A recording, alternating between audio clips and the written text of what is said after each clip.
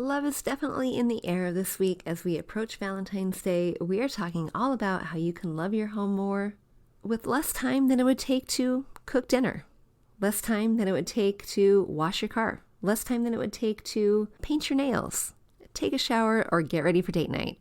All right, 15 ways you can love your home with 28 minutes or less is coming up. Enjoy today's show. We grew up with the phrase, home is where the heart is. But our culture has shifted, and now the message is, home should be Pinterest perfect. I'm calling BS on that message. Home, it's not about the stuff, it's about the story. And whether you know it or not, your home is a reflection of you and is already saying something. So what is it that you want it to say? Hey, I'm Danny, a former first grade teacher turned home decorator. Going from a dual income to a single income so I could stay home with my babies meant budget, like ramen eating, Goodwill shopping budget. And I learned a few things along the way, like how to bring big style to your home without breaking the bank. And I'm sharing it all with you. Tips, tricks, decor, and design advice so you can learn to tell your story with your style. Where you can start living free from the Pinterest perfect trap and start living a life of intention. Welcome to Fig and Farm at Home, where we design happy living and where it doesn't have to be perfect to be beautiful. Love is in the air. Can you feel it? Yeah, this week we've already talked about decorating for Valentine's Day and how to do it in a way that is not so cheesy or elementary, but how to do it in a way that's a little bit more festive for adults. We'll call it that.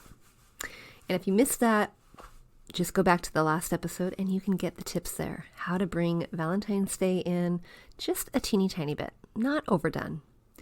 And honestly, I'm not a fan of Valentine's Day. I think you can show love any day, and you can show love to a lot of different people and a lot of different people who don't live around you. And so I don't know. It's not a holiday I particularly care for, but I do love the concept of love. I love the idea of taking care of those who are special to you, those who might not be special to you, but might live in close proximity to you. I love the idea of just kind of spoiling other people, kind of giving outside of yourself and taking care of others and doing it in a way that is not so, you're not looking for a reward. You're not looking for a pat on the back. You're not looking for anyone to say, well done, because you just did it.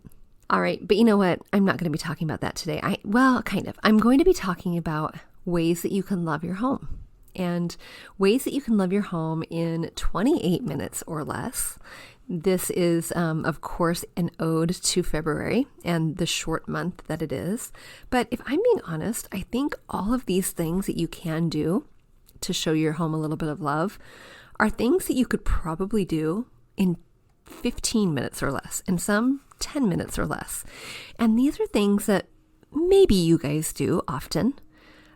I went through, and I could keep going. I have 15, but honestly, these are things that kind of get put on the wayside. They're generally not as important as cleaning the toilets, mopping the floors, changing the sheets, but they should probably be done. And if you are at all like me and you tolerate cleaning, but you know it needs to be done and you love it when you have a clean house, this might be helpful. This might be helpful to have a couple ideas of ways that you can show love to your home a little bit. All right, let's get started.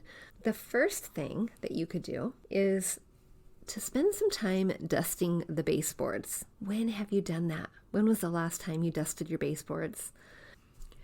I know lots of times for me, it is a reminder whenever I have guests coming over. If I have overnight guests or if I'm hosting a big group, that is generally my cue to dust the baseboards. But one place I haven't dusted in a long time, and this is embarrassing to admit, behind my kiddos' beds.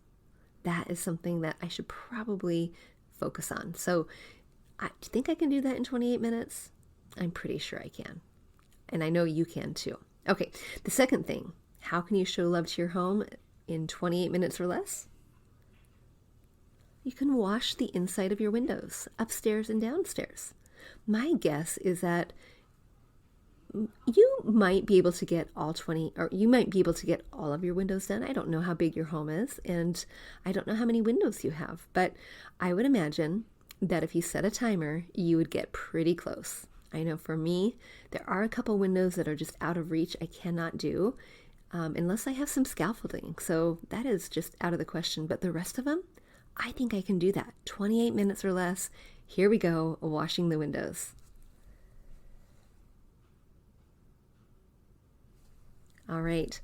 The third thing that you can do, and I don't think this is going to take 28 minutes at all, and I would imagine that a lot of you do this more often since the pandemic than you ever have done ever before.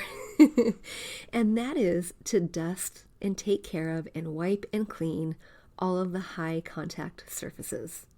You know, the doorknobs, the handles, the knobs, all of the places where people just touch a lot. The refrigerator doors, the stove doors, the microwave door. Do we consider that one when we're doing high touch surface? What about the computer screen? Yeah, all of those that are constantly in contact. And this is something that is definitely going to be on my to-do list more often. All right, the fourth thing that you can do to love your home in 28 minutes or less is wipe down those kitchen cabinets. Wipe them down. And I would imagine too, actually, that you probably have time to, in 28 minutes, to wipe down the kitchen cabinets and then head to one of the bathrooms and maybe even another bathroom. I would guess that in my home, I would probably have time to do all 3 bathrooms and the kitchen. I bet I could. So wipe those kitchen cabinets down. I think you'll be amazed at what just a little bit of cleaning that can do to a really high traffic area, if you think about it. Even if you're not much of a cook and don't spend a whole lot of time in the kitchen cooking, you probably spend a lot of time in the kitchen in general. Packing kiddo lunches, grabbing snack, grabbing drinks, and maybe even unpacking the takeout. The 5th thing you can do is to tidy your junk drawer. Where is your junk drawer? Is yours in the kitchen? Is it near the computer station? Is it in a cupboard, actually, and not really a drawer? What can you do in 28 minutes to compartmentalize the items that are in there, make it a little bit more efficient to you, and make it so that you actually want to spend some time putting stuff away nicely the next time? There's a little bit of pride and ownership in organizing. When you get it nice and neat and tidy, sometimes it's a little bit more motivating to keep it up. Of course, we can all have moments of laziness or all have moments of quick, just put it away. And junk drawers can revert back to their natural habitat of what they truly are. But if you start organized and you really take some time to compartmentalize what you have, you can turn that junk drawer into a place that is highly efficient for you. Okay, we are hanging out in the kitchen for a lot of these. So we've been in the kitchen wiping counters, we organized our junk drawer, and we're still there, but this time we are in the pantry. And as we have 28 minutes, can you go through your pantry items and can you get rid of all of the expireds? Okay, when really was the last time you did that? How old is that palm sugar that is in there? And do you remember that one recipe where you needed it to make that cake? Yeah, that was a while ago. So go spend that 28 minutes, pull out some of the things that you think could be expired and get rid of them. Now, if you have time left over in those 28 minutes, how can you compartmentalize and organize the pantry to make it a little bit more efficient for you? Do you compartmentalize your pantry? That's something that happens at my house, and it happens because I try to aim for efficiency. Not only am I aiming for efficiency for me when it's time to access the baking goods, for example, or the cereal or the snacks for the kiddos, but I want it to be easy to use and navigate for the rest of the family members. It's not just me trying to make my job easier when it's time to cook something, but I really want to make it user-friendly. And if I can arrange things in such a way that it's easy for the little ones, great, let it be. So compartmentalizing happens. We have different sections for different things. And now that I come to think about it, it's also a great way to get help when you've just gone to the grocery store. It's easy to see where these things go because there is a space for them. And so you can have little hands help along the way. Okay, we're moving out of the kitchen, 28 minutes in the dining room. When was the last time you deep cleaned the chairs or the bench or got into the nooks and crannies of your upholstered dining chairs? When was the last time you used soap and water to wipe down those dining chairs or the bar stools? That is something that oftentimes gets missed, even though we wipe down the kitchen table every single day. Sticky little fingers make sticky little messes, and these things do need a deep clean every once in a while. Again, this isn't going to take you 28 minutes, but if you have a dining area, if you have a formal dining area, and if you have a bar, gosh, you could probably do all three in 28 minutes. Okay, number 8. Now, this is one that I do anytime I am cleaning in my designated zone. I clean my home usually every week, each week for 4 weeks of the month. I separate into little quadrants, and that helps me to manage and maintain just a little bit easier, and it helps make sure that the kiddos are helping appropriately without feeling overwhelmed. It also eliminates the idea that I have to quick and hurry and stress clean when someone's coming. So I usually do this, but I do wonder how many people get to this. Are you ready? Cleaning the tops of your doorways. Have you cleaned the tops of your doorways? Yeah. And if you can't stand, I can reach my top of the doorway, but maybe you need to carry a step stool around. So get your extra steps in, get to climb up and down the little step stool ladder, and away you go cleaning the tops of the doorways. Now, you probably, again, will finish in well under 28 minutes. So here's a challenge for you. Now go back and start wiping down the doors, especially around the handles. We've already taken care of the high contact surface, but lots of little fingers leave lots of little smudges right around the door handle. And if you have kiddos at home, look down by the base of the door. Yeah, chances are their little feet, they get all over the place. So make sure you're looking right around the handle, right down by the door where a little foot would land for whatever reason. For number 9, we are headed outdoors, and you are going to grab your soap and your water, and this might take a second because it gets dirtier than you might imagine, but this is an area that you go through over and over, and maybe even several times a day. You're going to take that soap and water, and you're going to spend lots of time, maybe even all 28 minutes, wiping the front of your door, washing down the front of your door. And if you do have spare time, get out that broom and sweep your front porch. You're going to be so glad you did. It's going to sparkle a little bit more the next time you get home from an outing. And what happens when you walk into that front door? Take a look down. Now is the time to spend a little bit of time shaking out and then vacuuming and maybe even throwing in the wash the entryway rugs. I do this in my own home more often than I care to admit. Anytime I'm mopping the floor, those entryway rugs get shaken out and thrown in the laundry. Anytime we have a particularly pine needle heavy shed in our neck of the woods. If you don't know what I mean, you must not live in the Pacific Northwest. We have times of the year where it is blowing just a little bit more and dry pine needles get blown all over the place and then they get tracked in. So it's not mud, it's not leaves, it is pine needles, and boy, do they make a mess. All right, number 11.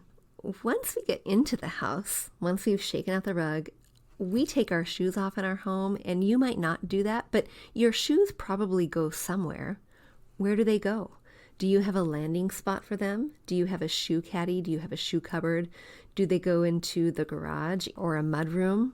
Where do those shoes go? And wherever they are, go find that place, and I bet if you open up that little caddy, if you open up that cubby, if you open up that holder, you are going to find lots of debris that would be calling your name for a good vacuum.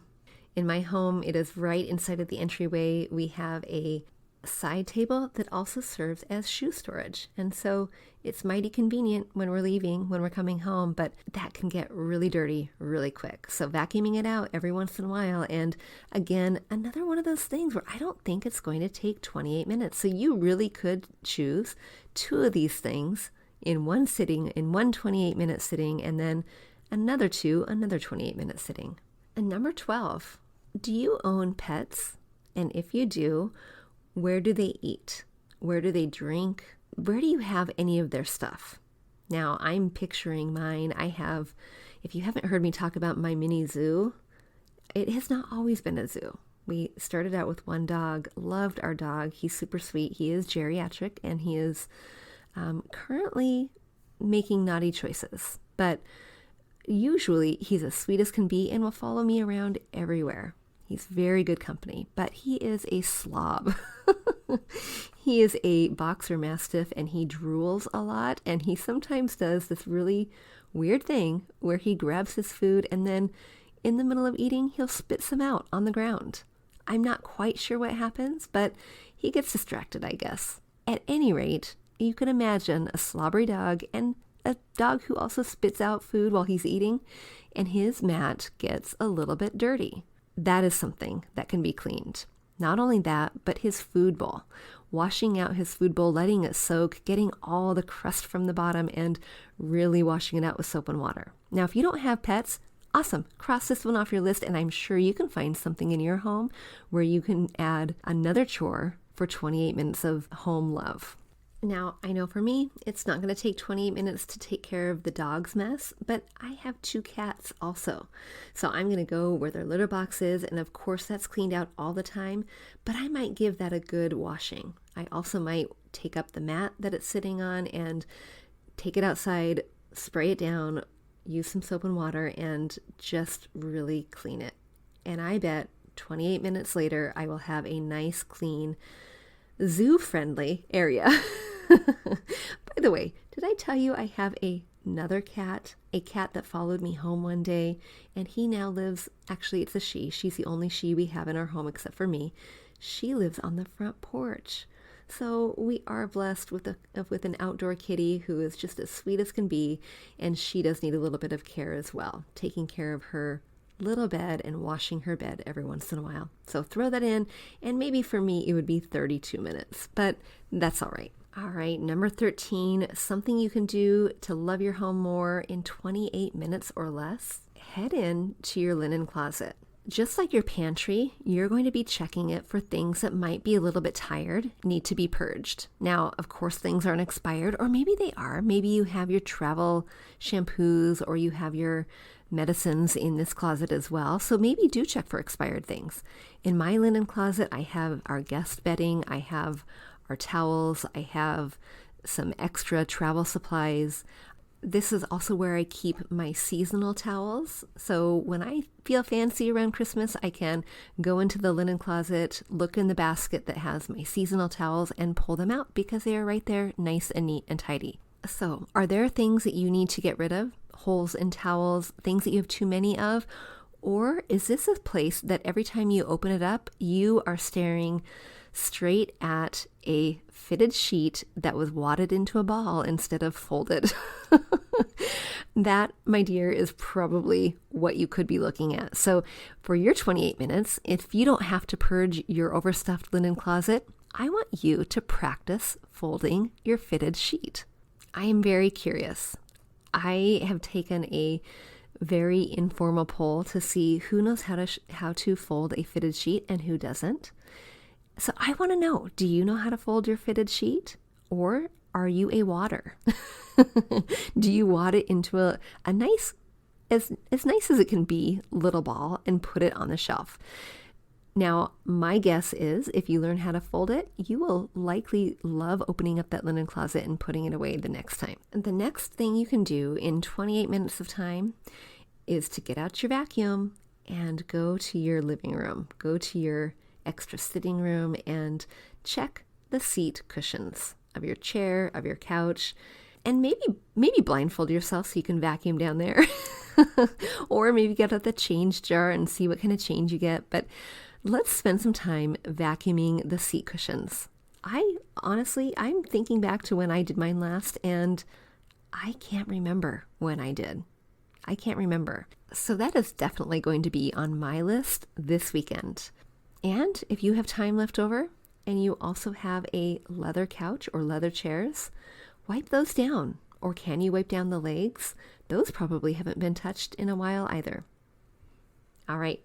And the last one, you are still working with your vacuum, and this time you might need your step stool, you might need the hose attachment on your vacuum, and you might need to climb a little bit and vacuum the air vents. I have some air vents by the baseboard, I have some air vents in the ceiling, and those can get pretty nasty.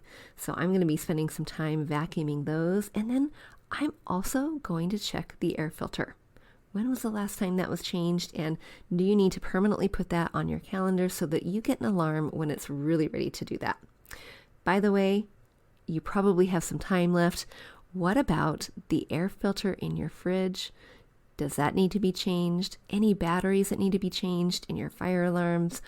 Or the filter in your coffee pot? Any of those can be changed. Now, I could keep going on and on and on, giving you chores for 28 minutes or less, but I have a feeling that you can probably think of your own. I encourage you to write them down, and maybe even write some down that might take 10 minutes or less, and then 15 minutes or less.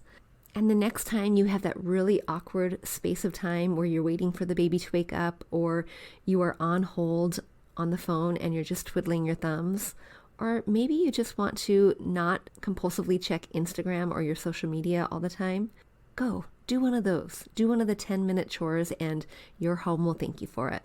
And as you're making your own list of ways that you can love your home in 10, 15, 28 minutes or less, pop on into the Facebook group and tell us which ones are on your list. What are you doing and how are you carving out those 10 minutes? We can all use a little inspiration. All right, girls, and if this is how you are spending your Valentine's Day, just promise me that you're eating a little chocolate too. Till next time, I will see you soon. Hey, real quick before you go, if you learned something new or found value in today's podcast, would you head over to iTunes to Fig and Farm at Home and leave a review and subscribe to the show? That would be awesome. And if you'd like to connect with my community of mamas who are learning to be intentional storytellers within their own homes, join us at bit.ly/design101 group. There's always more room at the table. See you soon.